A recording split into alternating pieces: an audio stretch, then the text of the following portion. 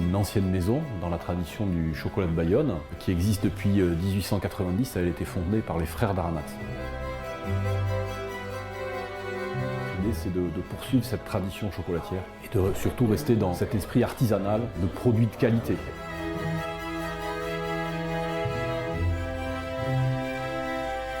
Le chocolat de Bayonne, ça a été importé par les juifs espagnols qui ont été chassés par l'Inquisition et qui, en arrivant à Bayonne, en s'installant en Saint-Esprit, ont amené leur savoir-faire.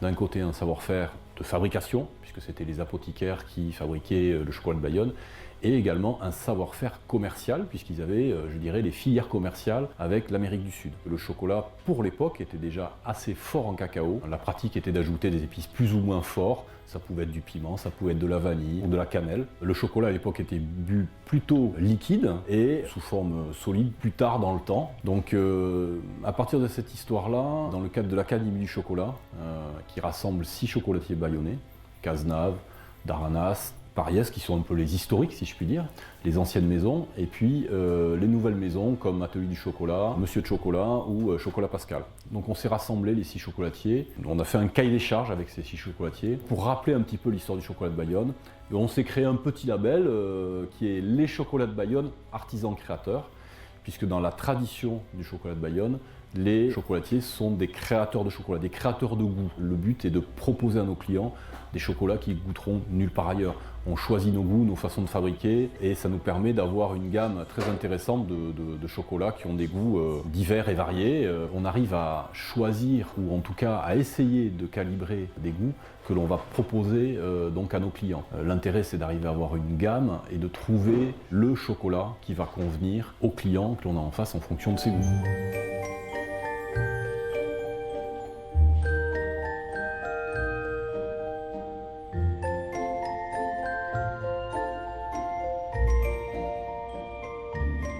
La maison d'Aranat a 2 grandes familles de produits en spécialité. Le chocolat, bien entendu, qui se décline en bonbons de chocolat, en tablettes pour l'essentiel, en moulage bien sûr à Pâques ou à Noël. Une autre grande famille, c'est la pâte d'amande. On est réputé pour notre pâte d'amande fraîche que l'on fabrique nous-mêmes à partir d'amandes que l'on reçoit qui viennent d'Espagne. Et ensuite on travaille notre pâte d'amande réellement fraîche, aucune cuisson. Et donc cette pâte d'amande, ensuite on la décline soit en petits fours de Touron, soit en barre de pâte d'amande fraîche, ou alors, bien sûr, en macaron. C'est la dernière spécialité que nous avons lancée il y a maintenant 4-5 ans, et donc il y a un joli succès.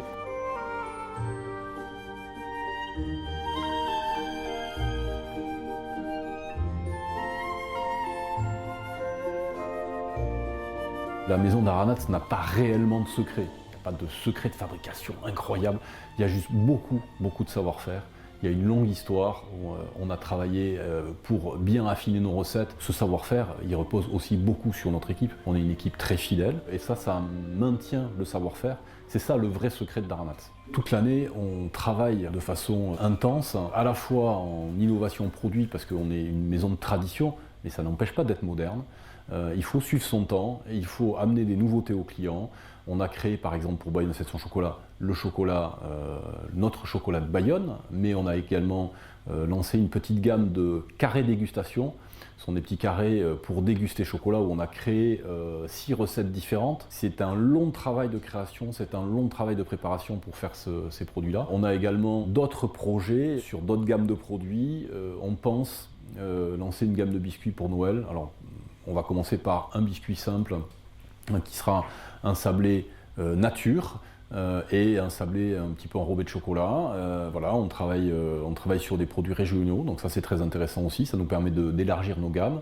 Mais on travaille aussi avec des partenaires comme Brana ou comme Xavier Sabal pour la confiture. Voilà, notre but c'est que quand le client vient chez nous, il découvre des produits, mais que des produits de qualité.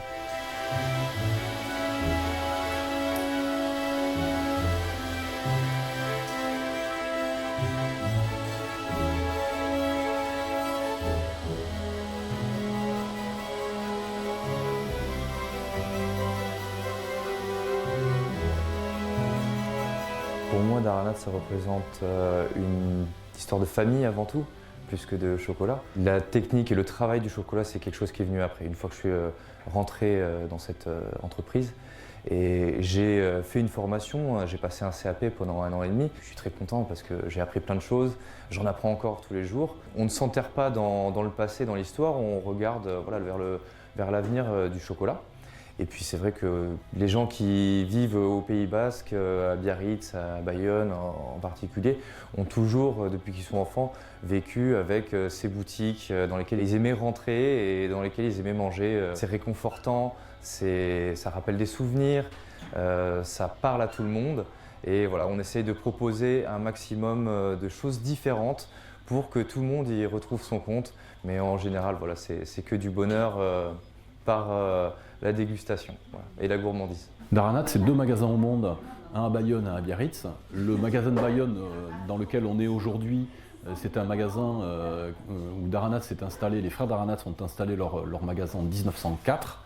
Tout n'est pas de 1904, hein, bien sûr, mais en tout cas le décor général est de l'époque. C'est un magasin un petit peu différent des magasins modernes de chocolat. On a conservé un petit peu cet état d'esprit et on aime bien, nous, cette ambiance qui est un peu particulière, des fois un peu désuète, même si nos produits sont modernes, ont été modernisés bien entendu, mais l'ambiance a un petit côté désuet et c'est assez sympathique et nos clients fidèles adorent ça et surtout ils nous disent ne changez rien.